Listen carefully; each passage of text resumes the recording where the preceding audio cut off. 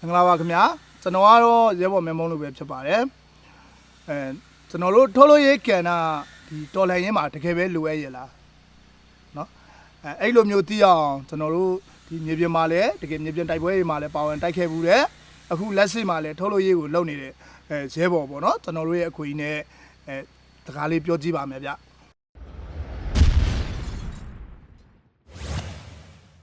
ကိုကြီးမင်္ဂလာပါเนาะကိုကြီးရဲ့နာမည်လေးတစ်ချက်လောက်မိတ်ဆက်ပေးပါအောင်ဗျဟုတ်ကျွန်တော်ကတော့ရဲဘော်စနေပါဗျာဟုတ်ဒီပေါ့เนาะကိုကြီးဒီဟိုတိုက်ခိုက်ရေးလဲလုပ်တယ်ထုတ်လို့ရေးလဲလုပ်တယ်လို့သိရတယ်ကိုကြီးအဲ့တော့ဒီထုတ်လို့ရေးကိုအဓိကဘာကြောင့်ရွေးပြစ်တယ်ဆိုတာလေးပေါ့เนาะအဲ့ဒါလေးရေပြီးတော့ဒီထုတ်လို့ရေးတွေမရှိခင်အချိန်မှာဒေါ်လာရင်းရဲ့အခြေအနေပေါ့เนาะဒေါ်လာရင်းမှာဟိုကြုံတွေ့ရတဲ့အခြေအနေလေးမြေပြင်တိုက်ပွဲတွေမှာကြုံတွေ့ရတဲ့အခြေအနေအဲ့ဒါလေးပြောပြပေးပါအောင်ထုတ်လို့ရေးအဲ့မှာလက်နက်ခဲယမ်းဒီထုတ်လို့ရေးအပိုင်းမရှိခင်မှာဆိုရင်ကျွန်တော်တို့တွေကပြည်သူလူထုဆိုတာငကိုတွေကဘာမှမသိခဲ့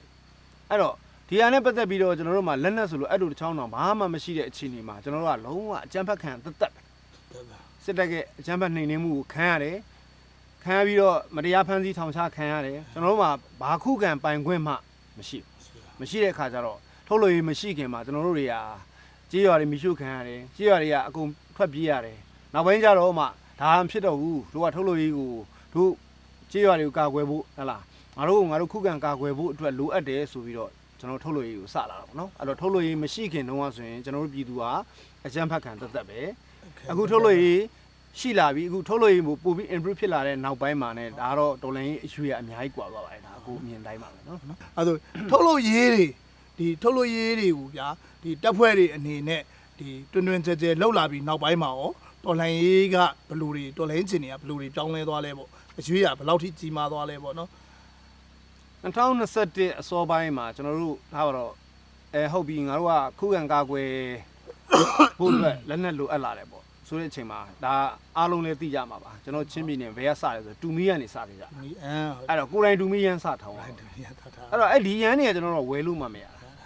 ရတဲ့ခါကျတော့ကဲဟုတ်ပြီငါတို့ကြေးရွာတွေငါတို့ကာကွယ်ကြမယ်ကြေးရွာသူကြေးရွာသားတွေကာကွယ်ကြမယ်တူမီရန်ထောင်းတယ်ရန်ထောင်းပြီးတော့ရှိတဲ့အိမ်မှာရှိတဲ့အမဲလိုက်တဲ့တူမီတွေနဲ့တဆင့်ပေါ့အဲ့ကနေတဆင့်အမှန်နဲ့ဘာကွာသွားလဲဆိုတော့ကျွန်တော်တို့ကိုခုခံကာကွယ်ခွင့်ရလာတယ်သူတို့အရင်ကလို့ကျွန်တော်တို့အရင်အကြမ်းဖက်ပြီးတော့မတိုးလာဘူးလက်ပြပြီးမလုံရဲတော့အမှန်ကျွန်တော်တို့ကရွာအပြင်မှာကျွန်တော်တို့ကဘာတွေလုပ်လဲဆိုတော့မိုင်းထုတ်လို့တွေလုပ်တယ်ဆိုတဲ့ခါကျတော့ကိုယ့်ရွာမှာကျွန်တော်တို့မိုင်းတွေကာထားနိုင်တယ်ကာထားတဲ့အခါမှာလုံးဝရွာတွေကိုအတင်းကာရောဝင်လာတာမျိုးအကြမ်းဖက်ခံရတာမျိုးကတော်တော်လေးကိုရှားသွားတယ်အခုနောက်ပိုင်းဆိုရင်တော့ပို့ပြီးတော့ improve ဖြစ်လာတယ်ကျွန်တော်တို့ရဲ့ထုတ်လို့ရကာကွယ်လာထက်ကိုကာကွယ်ခွင့်ရနေပြီးတော့အခုကျွန်တော်တို့ပြန်ပြီးတော့ဒီစစ်အာဏာရှင်စနစ်ကြားဆုံးရေးအတွက်ကိုခြေမုံမှုအဆင့်ထိမှာ